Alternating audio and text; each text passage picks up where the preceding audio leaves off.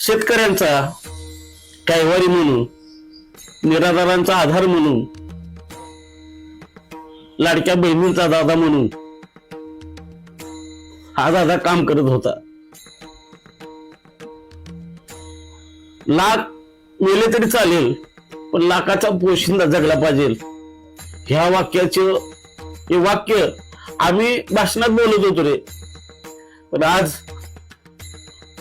म्हणजे आमचाच पोशिंदा तू तुझ्या बेटीला बोलवून घेतलं. ही वेळ नव्हती दादांना घेऊन जाण्याची रे. दादांना एवढंच सांग,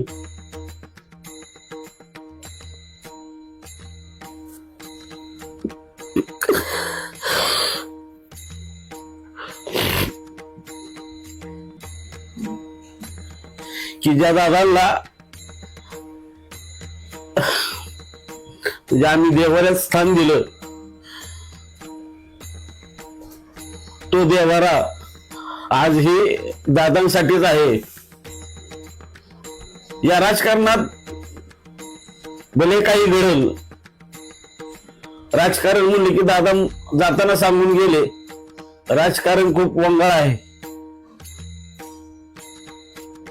पण दादांवर प्रेम करणाऱ्या कार्यकर्त्यांचा एकच निरोप देऊ त्याला, की राजकारण कितीही दादा वंगाळ झालं तरी तुमच्यावर प्रेम करणारा महाराष्ट्रातला प्रत्येक कार्यकर्ता हा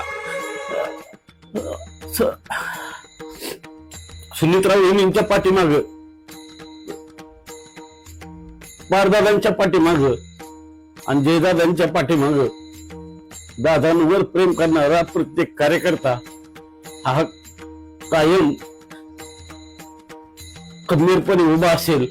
की आमच्या कार्यकर्त्यांना काम करत असताना बळ अशा पद्धतीने दे की आम्ही काम करत असताना आमच्या हातून काही चुकून घडता कामा नये.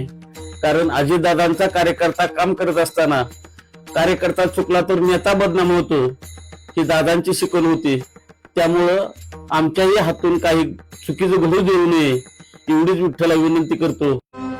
ॲग्रिकॉस एक्सपोर्ट्स आणि हॉटेल तात्या व तात्या बाजार आमटी प्रायोजित हेलो पांडुरंगा संवाद विठ्ठलाशी.